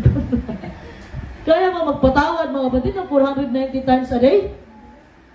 Amen? Wala talaga sumagot. Kaya ba? Kaya sa tulong ng bugtong at buhay, palakpakan natin ang bugtong at buhay na Diyos. Ito na sabi ng Mateo 18:23 mga kapatid. Purihin ang bugtong at buhay ng Diyos. Sapagkat ang kaharian ng langit ay katulad nito. Ipinasya ng isang hari na hingan ng ulat ang kanyang mga alipin tungkol sa kanilang mga utang. Dumating yung due date, mga kapatid. Alam niyo, pag may utang kayo, may due date. Ito na, may utang itong mga alipin niya. Sabi niya, boss, pahiram mo nga muna diyan. Advance, bakas advance. Pasihin mo na, boss. Dumating yung due date, nabilya. Dumating yung due date, sabi niya, sigil na ako. Sabi niya, bayad na sa utang. Sabi ng alipin, alam mo na akong pambayad, boss. Ha? Napakalaking halaga po ang inutang ng kanyang alipin. Ano sinabi ng master nila? Ang inutos ng master nila na ibenta siya, pati ang anak niya, pati ang pamilya niya, at lahat ng pagbabayari niya ibenta para makabayad sa utang. Lumuhod yung alipin mga kapatid. Sabi niya, boss, patawad naman. Lumuhod talaga siya, nagmamakaawa siya na bigyan siya ng awa. At dahil po sa mapagmahal yung master nila mga kapatid, dahil po sa awa na binigay, pinatawad po siya sa kanyang pagkautang. Palakpakan po natin ang bugtong at buhay ng Diyos. So pagkaalis po ng aliping iyon mga kapatid, yung nakautang sa nila, sa master nila, nakita niya yung kapwa alipin niya, nagkautang sa kanya. Example, ito ako mga kapatid, nagkautang si Maria sa akin. Hindi ko na siya siningil, pinatawad ko na. Inakita niya si Stephanie. Siningil niya. Ha? Sinunggaban niya ito mga kapatid at sinakal niya, sabay-sabi, bayad ka ng utang mo. Alam mo batid, anong ginawa? Kung anong ginawa ni Maria sa akin na nagmakaawa siya, yun din ang ginawa ng kapwa alipin niya. Nagmakaawa din sa kanya. So sabi niya, babayaran ko rin yan. Ano na muna? Patawad mo na ngayon. Ha? Ang mga linding ba na, yung mga pag dumana yung Bombay, nagtatago na sa loob ng bahay yung mga nangungutang ng linding. So iba ito mga kapatid, paglabas ng alipin na yon, nakita niyo kapwa alipin niya may utang sa kanya, bayaran mo ko. Hindi niya pinatawad mga kapatid. Nakita ng iba na namang kapwa alipin. Sinumbong yung alipin na yon sa kanilang master. Nagalit yung master nila. Sabi niya, ikaw ha, sobrang sama mo na alipin. Pinatawad kita sa pagkakautang mo sa akin ng malaking halaga. Bakit di ka nagbigay ng awa sa kapwa mo alipin? Kagaya ng awa na binigay ko sa iyo. Nagalit po yung master nila. Alam mo anong ginawa ng master nila? Pinakulong po siya at tinorture hanggang mabayaran niya ang kanyang utang. Ano pong punto ng talinghaga na sinabi ng bugtong at buhay ng Diyos? Ano sabi ng Mateo 18:35? Purihin ang bugtong at buhay ng Diyos. Gayon din ang gagawin sa inyo ng aking Ama na nasa langit, kung hindi ninyo patatawarin ng buong puso ang inyong mga kapatid. Ito ng kapatid, ito ang punto ng talinghaga. Pinatawad tayo ng bugtong at buhay na Diyos. Tapos yung nagkasala sa atin, hindi natin mapapatawad ng buong puso. Buong puso po ang pinag-uusapan mga kapatid. Hindi lang yung, okay na, sige na, okay na tayo. Hindi yung ganun mga kapatid, dapat buong puso. Buong puso talaga mga kapatid. Kung hindi mo kaya patawarin ang iyong kapatid na nagkasala sa iyo, hindi ka rin patatawarin ng bugtong at buhay na Diyos. Kung ano ang ginawa mo sa iyong kapatid, yun din ang gagawin ng bugtong at buhay ng Diyos mo. Sabi nga ng Apostol Pablo, magsiibigan kayo. Ha? Kung may magkasala ang kapatid, may nakagawa man hindi mabuti sa iyo, siniraan ka niya sa kapwa kapatid din, huwag mo na ating humisang tawad, patawarin mo na. Kasi ang bugtong at buhay ng Diyos, mga kapatid, pag sabi mo pa lang na patawad, hindi mo pa sinabi yung kasalanan mo, pinatawad ka na ng bugtong at buhay ng Diyos. Palakpakan natin ang bugtong at buhay ng Diyos. Ipakita po natin, mga kapatid, yung grasya na pinakita ng bugtong at buhay ng Diyos sa atin. Naniligtas tayo ng bugtong at buhay ng Diyos doon sa Kalbaryo ng Krus. Dapat maging testimony po tayo sa ibang mga tao na nawalan pag-asa. Dapat magiging patutuo tayo na kung anong pinakita na grasya ng bugtong at buhay ng Diyos sa atin doon sa Kalbaryo ng Krus, ganun din po ang gagawin natin sa ating kapwa, mga kapatid. Pakitaan po natin ang awa, mga kapatid. Pagpapatawad ng kasalanan. At kung may mga taong may pagsubok, dapat tulungan natin, kapatid. Dapat makipag-empathize tayo sa kanilang struggles. Dapat tulungan natin sila, may dumadaan ng pagsubok. Sabihin niya, kapatid, may pera ka ba dyan? Pera mo na. Sabihin din yung hiniraman, namin na ibilya, pareho tayo, kapatid. Wala din. Mga kapatid, ang punto lang ng bugtong at buhay ni Diyos, na kung may mga taong nahihirapan, alam mo, kung dati may taong nagsisimba, lagi nagsisimba, ngayon nabigla ka, ba't hindi na kayo nagsisimba si sister? Puntahan niyo po. Yan po ang totoong pagmimisyon. Puntahan niyo. Yung mga taong nawala na ng pag-asa, puntahan niyo po, mga kapatid. At sabihin niyo sa kanila, sabihin mo sa kanila, na mahal ka ng bugtong at buhay ni Diyos. Palakpakan natin ang bugtong at buhay ni Diyos. Pasalamat po tayo, mga kapatid, nakikilala tayo sa tunay ng bugtong at buhay ni Diyos. Ha? Ng bugtong at buhay ni Diyos, pinalaya po tayo sa ating mga kasalanan. Niligtas po tayo, mga kapatid, kaya nagkaroon tayo ng joy of salvation. Ha? Kagalakan sa kaligtasan. Kaya ngayon, mga kapatid, yung mga niligtas ng bugtong at buhay ni Diyos, dapat po, mga kapatid, wala sa atin yung espiritu ng paghatol, kundi ang banal na espiritu ng kaligtasan. Palakpakan natin ang bugtong at buhay ni Diyos. So ano yung pangalawa, mga kapatid, na inakusan nila sa bugtong at buhay ni Diyos, pinaratang nila? Ito yung pagiging kaibigan niya sa mga kasalanan. Pangatlo, mga kapatid, ano yung pangatlo na pinaratang nila sa bugtong at buhay ni Diyos? Ito yung claiming to be the Son of God. Inangkin niyang Diyos siya. This is blasphemy. Ito ay kalapastangan para sa mga Pariseo. Anong sabi ng 1 Gs 30? Expert yung mga bata dito. Anong sabi ng 1 Gs 30? Palakpakan natin ang bugtong at buhay ni Diyos. Ako at ang Ama ay isa. Ha? This is blasphemy, kapatid. Kasi pinantay na niya yung sarili niya sa bugtong at buhay ni Diyos. Sa Ama na sa langit. Blasphemy ito, kalapastangan sa Espiritu. Ano sabi ng 1:5-18? Puri na bugtong at buhay ni Diyos. Dahil dito ngay lalo na pinagsikapan ng mga Hudyo na siya'y patayin, sapagkat hindi lamang sinira ang araw ng Sabat, kundi tinatawag din naman ng kanyang sariling Ama, ang Diyos, na siya'y nakikipantay sa Diyos. Alam nila. Gusto nilang hulihin ang bugtong at buhay ni Diyos. Yun ang sabi ng 1 Gs 39. Purihin ang bugtong at buhay ni Diyos. Muli pinagsikapan nila sila'y hulihin at siya'y tumakas sa kanilang mga kamay. Anong charge na naman to? Ano na naman yung akusa nila sa bugtong at buhay ni Diyos? Anong charge na ginamit na naman nila? Making himself a God. Ginawa niya yung sarili ng Diyos. Sabi niya, nagpaka-Diyos daw ang bugtong at buhay ni Diyos. Ha? Alam mo, maraming hindi naniniwala na Diyos si Kristo. Until now, mga kapatid, alam mo, ang unang binabato nitong mga tao na to na tao lang daw si Kristo. Ang unang binabato, kung Diyos si Kristo, bakit namatay yung Diyos mo?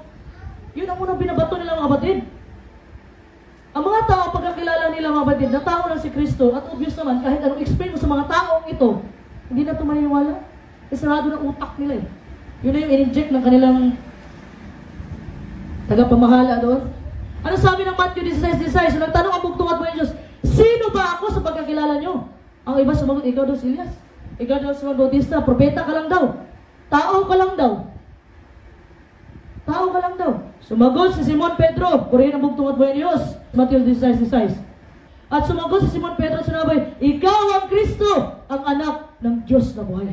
Palakpakan natin ang bugtong at buhay ng Diyos. Klaro ba mga kapatid?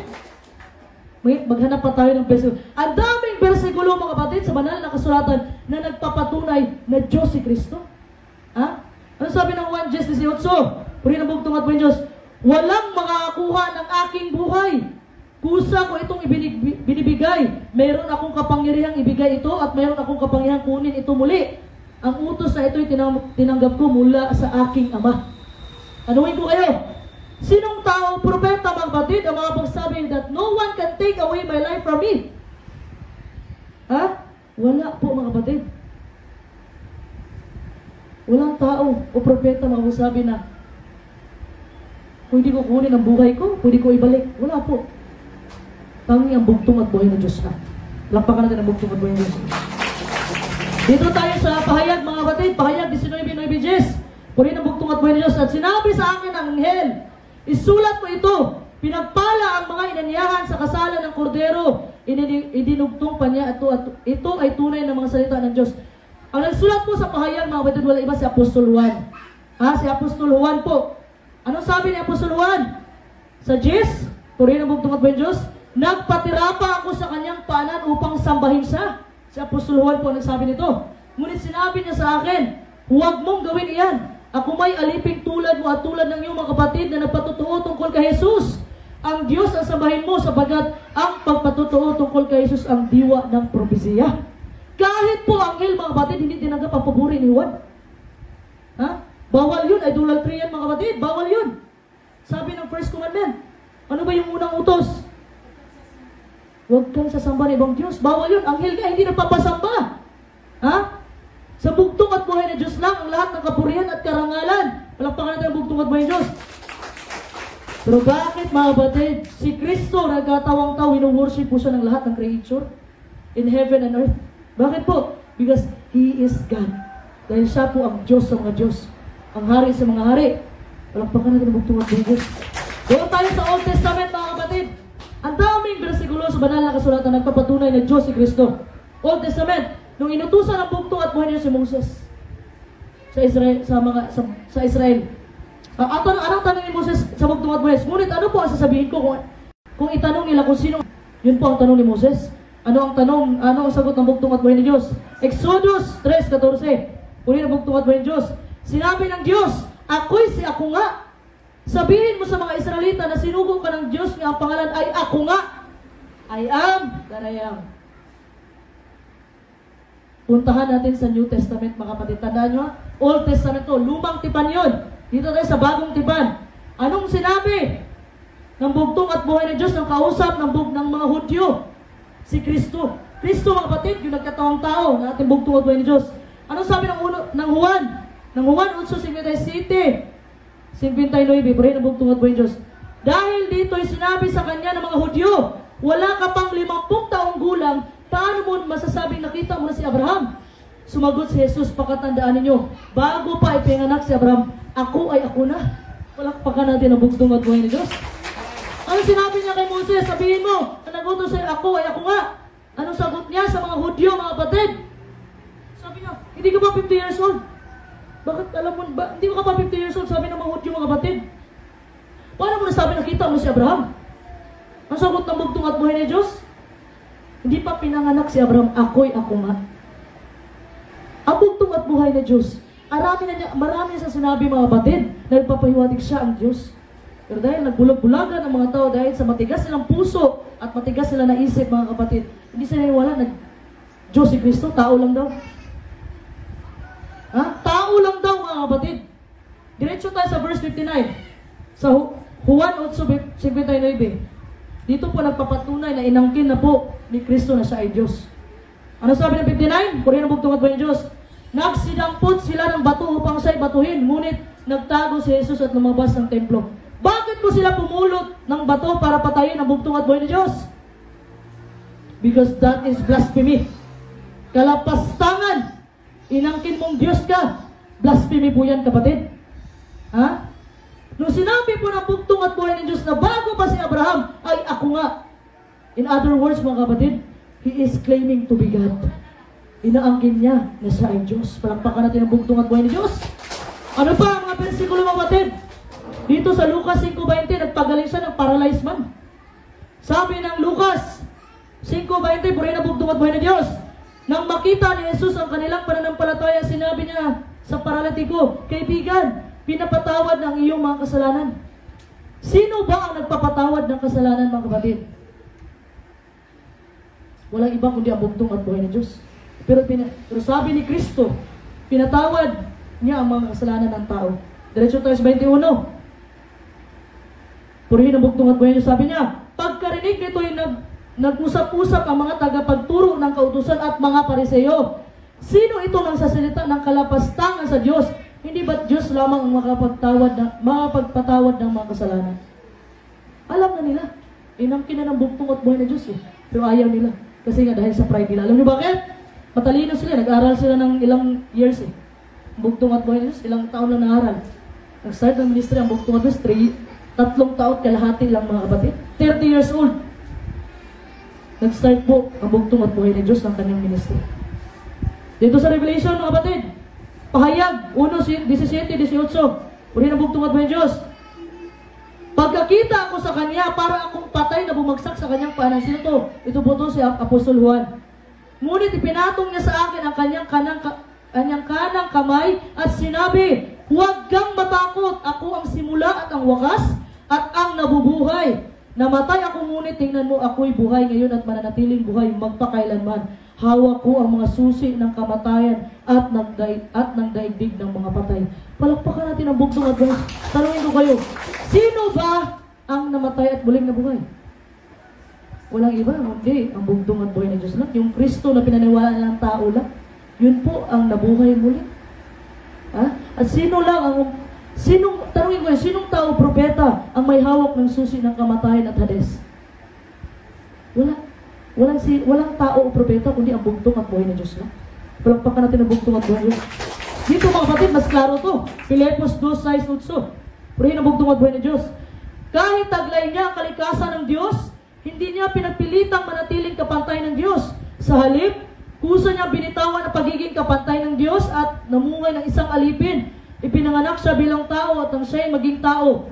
Nagpakumbaba siya at naging masunurin hanggang kamatayan. Maging ito man ay kamatayan sa krus.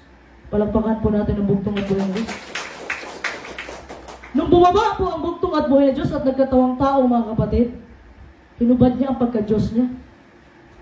Hinubad niya. Sa tayo mga kapatid, nandito ang bugtong at buhay ng Diyos. Sa mundo mga kapatid, sa lupa, He was 100% man and 100% God. Paano mo nasabi na tao siya at saka Diyos siya? Tandaan mo kapatid, na yung kapangyarihan ng bugtong at buhay, doon pa rin yun. Pero kailangan niyang magpakumbaba. Dahil yun ang kalooban ng Ama na sa langit mga kapatid. Alam niyo yung totoong karakter ng bugtong at buhay ng Diyos. Yung totoong karakter po ng bugtong at buhay ng Diyos, yung pagbaba niya dito mga kapatid. Mapagmahal, may pagpakumbaba, may kababaang loob, may pagtsatsaga, may pagtitiis. Ganun po ang karakter ng bugtong at buhay ng Diyos. Noong unang panahon ng pagkakilala ng mga Israelita sa bugtong at buhay ng Diyos ay matapang. Pag nagkasala ka, pastor, papatayin agad ka. Pero nung bumaba po ang bugtong at buhay ng Diyos, nagkatawang tao sa pinakamababang uri ng pamumuhay, yun po ang tunay na karakter ng bugtong at buhay ng Diyos. Ang Diyos po ay pag-ibig. Hindi po sinabi na ang Diyos ay may pag-ibig, kundi siya mismo ang pag-ibig. Palakpakan natin ang bugtong at buhay ng Diyos. Ano ba yung hinubad ng bugtong at buhay ng Diyos? Ito po yung reputasyon ng bugtong at buhay ng Diyos. Ito yung kaluwalhatian na hinubad niya. Lahat po ng mga divine privileges doon sa langit ng mga langit, hinubad po yun ng bugtong at buhay ng Diyos para lang masamahan tayo mga kapatid. Alam mo, kapatid, kung hindi bumaba ang bugtong at buhay ng Diyos sa lupa, nagkatawang tao mga kapatid, hindi natin alam paano tayo makapunta sa langit ng mga langit.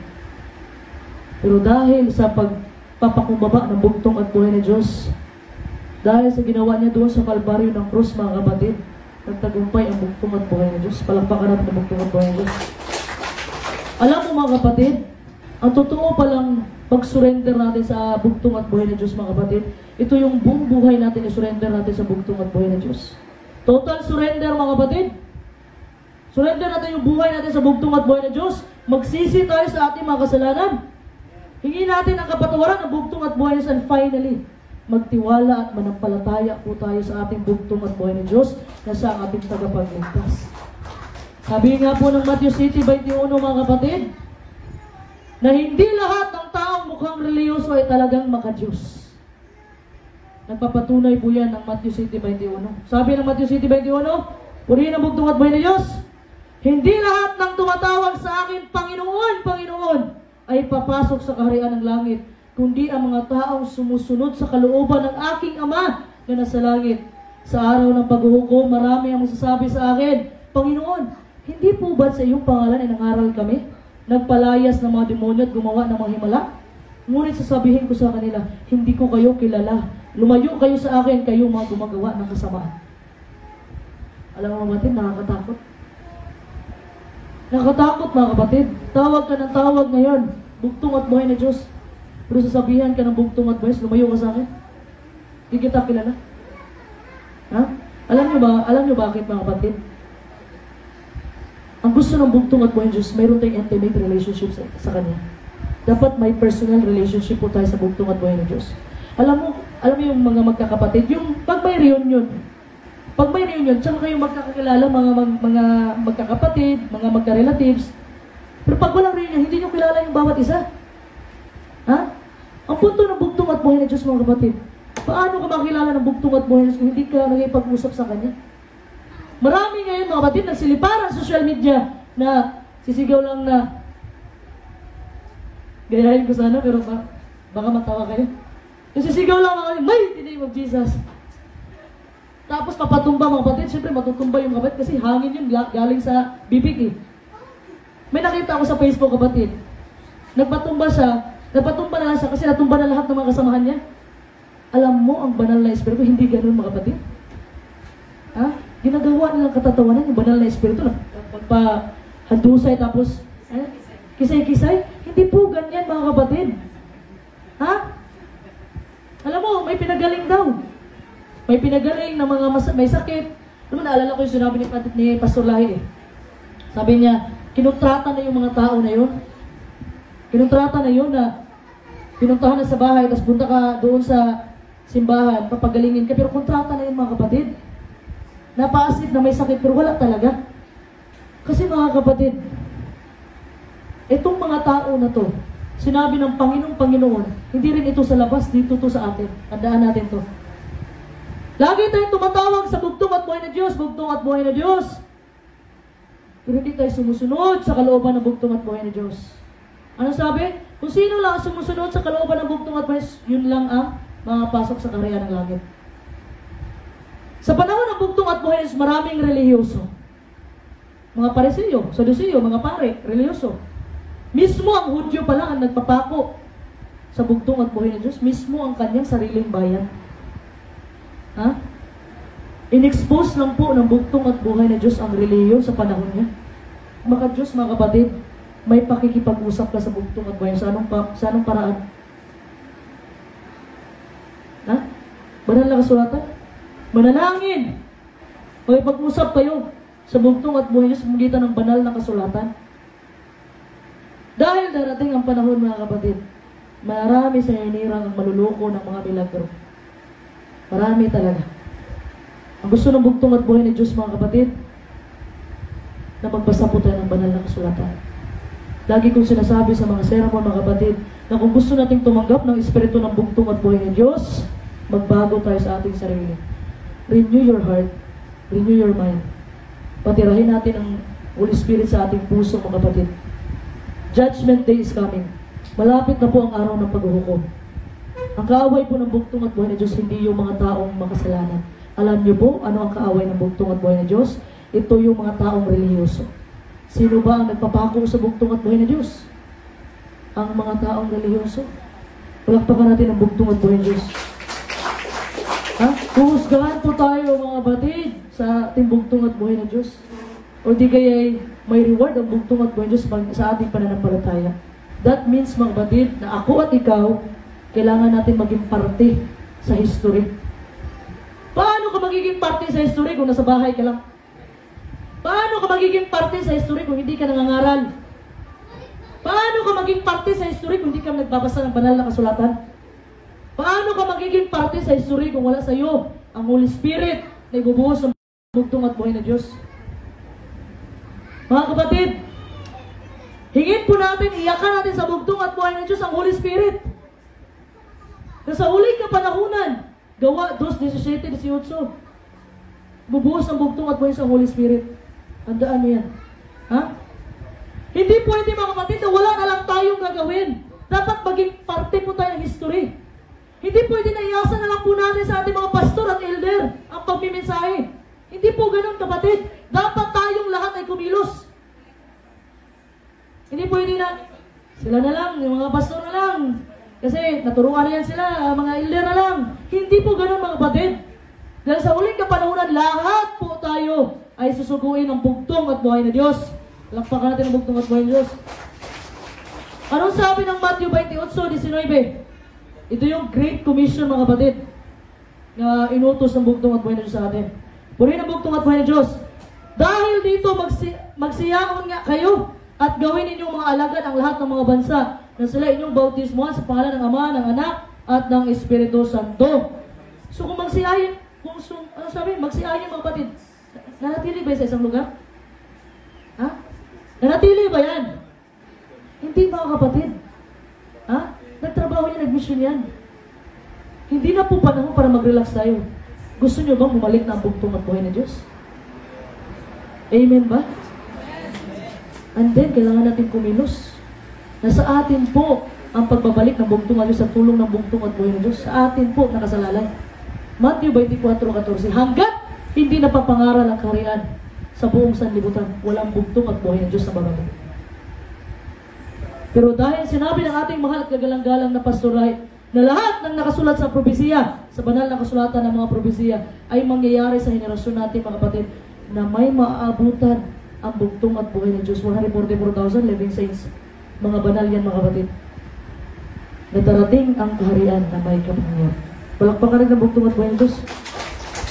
So huwag po tayo manatili sa isang lugar mga kapatid. Ang bugtong at buhay ng Diyos, nagbigay siya sa atin ng perfect example of being radical.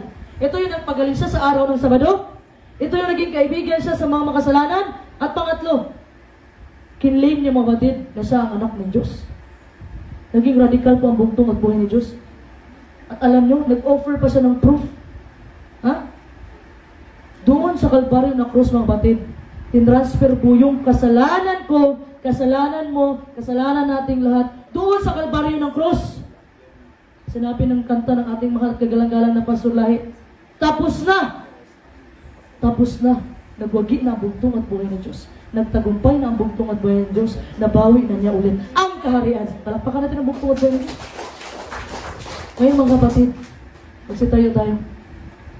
Ipikit po natin ating mga mata at gusto ko makipag-usap kayo sa bugtong at buhay ng Diyos. Isipin niyo mga kapatid, ang dinanas ng bugtong at buhay ng Diyos doon sa Kalbaryo ng krus. Bit niya yung krus mga kapatid. Bit ng bugtong at buhay ni Diyos yung kasalanan natin. Kasalanan mo, kasalanan ko. And we need to realize mga kapatid na hindi po nagbuwis ng buhay ang bugtong at buhay ni Diyos sa Kalbaryo ng cross para magkaroon lang tayo ng komportableng upuan o makatulog tayo sa mga sofa natin mga kapatid. Hindi tumaan sa mga pagsubok ang bugtong at buhay ni Diyos. Inalipusta, sinampal, dinuraan, nilagyan pa ng tinik na korona ang kanyang ulo mga kapatid. Just imagine, wala ka man doon. Pero imagine mo sa sarili mo mga kapatid, na ginawa ng bugtong at buhay ni Diyos na binigay niya ang kanyang sarili sa iyo. Binigay niya ang sarili niya sa atin. Ang kanyang kamatayan at muli siya nabuhay sa pangatlong araw mga kapatid. So that He could change our lives. Para baguhin po ang ating mga buhay. At tulungan tayo na maging lingkod ng bugtong at buhay na Diyos. Paano po tayo maging lingkod ng bugtong at buhay na Diyos mga kapatid? Kung hindi tayo marunong magpatawad sa ating kapwa. Paano po tayo maging lingkod ng bugtong at buhay na Diyos? Wala tayong pagpapumbaba mga kapatid at pagpapatawad sa ating sarili. Gusto ko mga kapatid, magpasalamat lang tayo sa bugtong at buhay ng Diyos ngayon.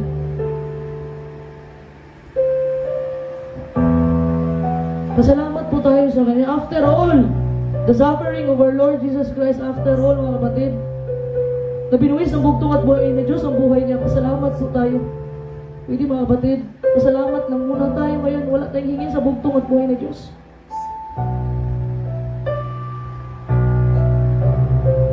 Pasalamat tayo sa Kanya. Salamat bugtong at buhay ng Diyos sa lahat ng ginawa mo para sa atin.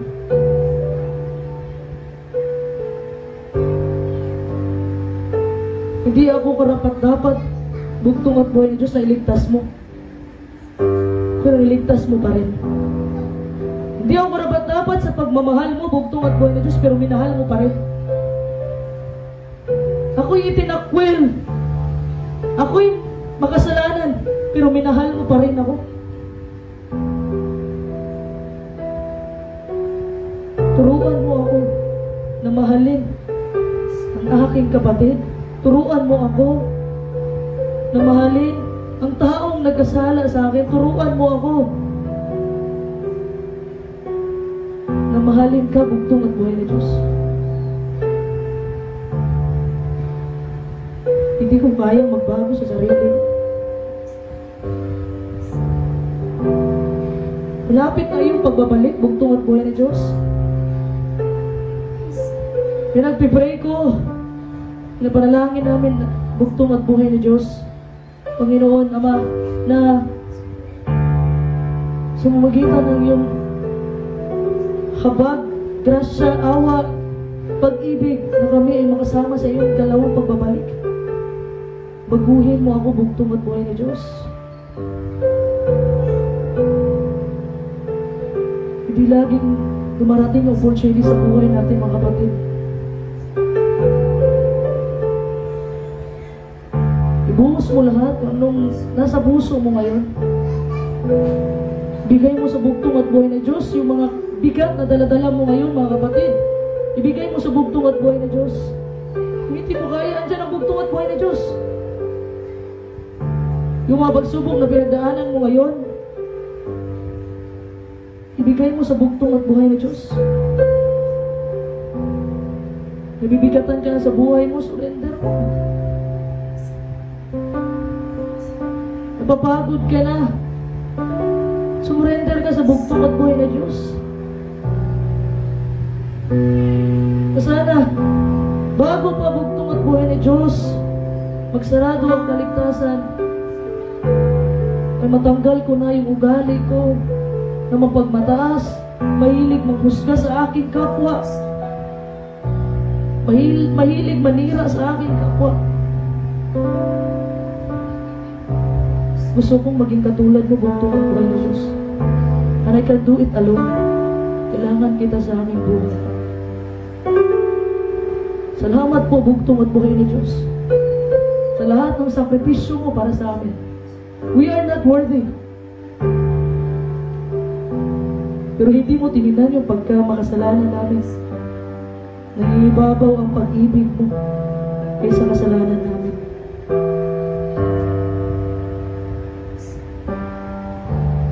Kasapin niyo po ang bugtong at buhay ng Diyos. Magpasalamat po kayo sa bugtong at buhay ng Diyos. Nandito po ang bugtong at buhay ng Diyos sa ating harapan ngayon. Kasama po natin mga kapatid. Ibuhos mo lahat ng mga bigat na nararamdaman mo. Lahat ng mga sama ng loob mo. Bigay mo na sa bugtong at buhay ng Diyos. Let go and let God. Hayaan mong baguhin ka ng bugtong at buhay ng Diyos mga kapatid. Makipag-usap po kayo sa bugtong at buhay ng Diyos habang kinakanta po ni Sister Maria dyan sa iyong paanan.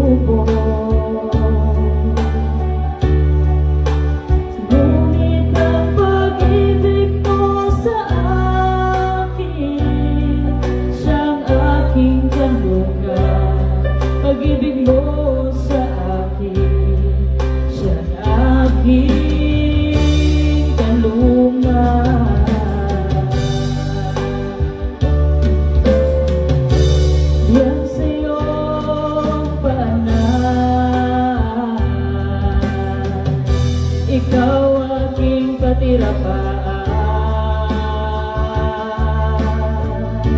Mga paan ay pinako,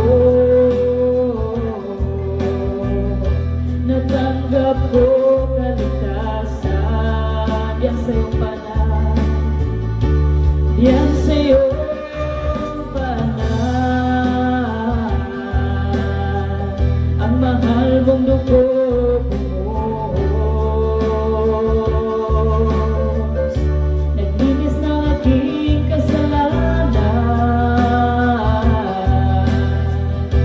Ikaw aking pasalamatan.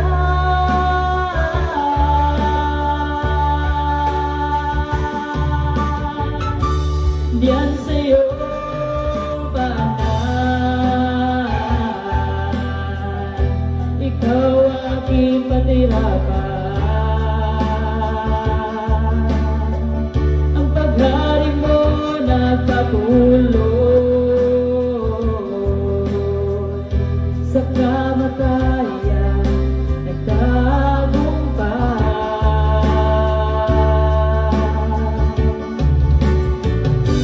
Diyan sa'yo panahon,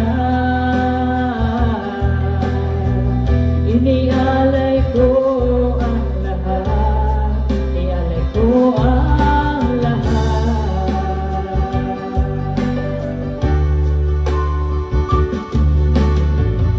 Ikaw ang nagturo sa tamang landas, ako'y sinamahan kahit sa aking kabiguan. At sa kapahamakan ako'y iningatan, ako'y itinakwil at hinamak pa.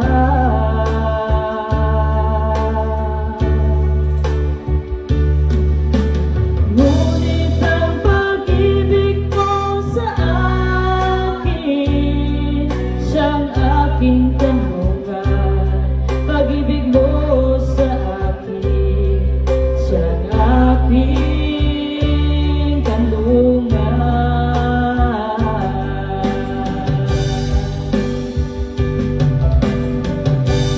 Ginawa mo ang lahat, tiniis ang kahirapan. Ika'y namatay dahil sa akin, kaya't dito sa aking buhay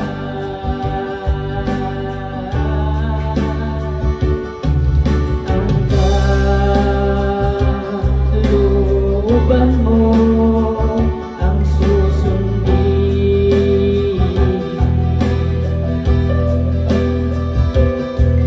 Ang kalooban mo ang susundin.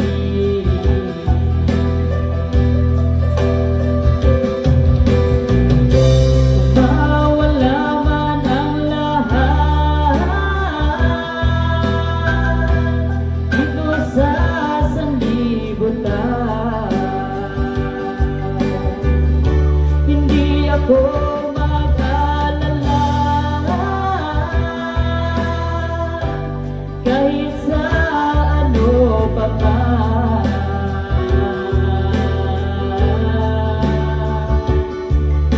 Dahil ika'y nangako na rin mo ako pababayaan. Ngunit ang pag-ibig mo sa akin, siyang aking kanlungan.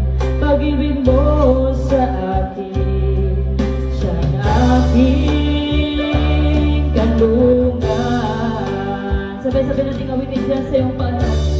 Dyan sa iyong panahon, ikaw aking patirapan. Mga paan ay pinako,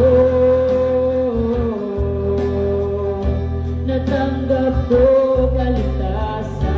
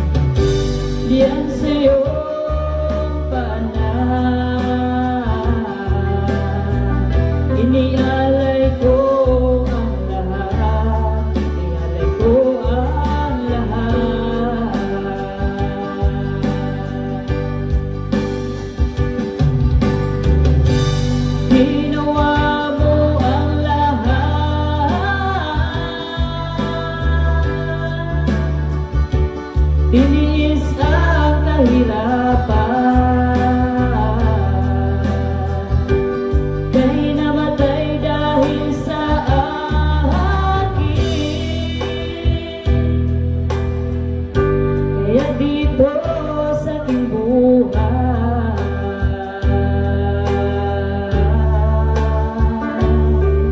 ang kalooban mo ang susundin.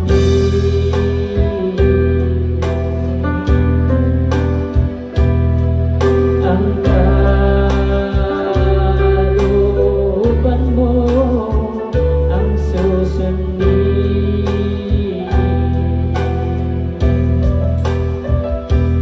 Ang kalooban mo ang susundin.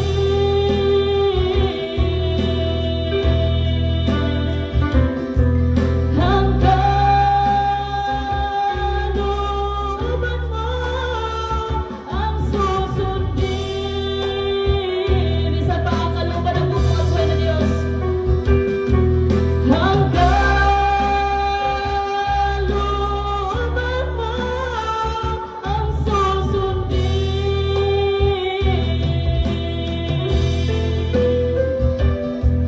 Ang kalooban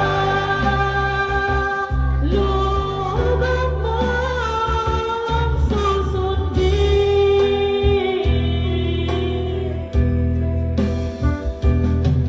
Ang kalooban mo ang susundin. Purihin ang bugtong at pinanis ka na sa puso na pinapawala ng Diyos. Ang lahat ng kapurihan at karangalan ay para lamang sa ating bugtong at buhay na Diyos ng Diyos ng tulong ng kapangyarihan. Lahat ng kapurihan at karangalan ay para sa nag-iisang bugtong at buhay na Diyos ng mga Diyos, Panginoong Hesukristo, Yeshua Yahweh, na pinakamakapangyarihan sa lahat. Shalom Aleichem.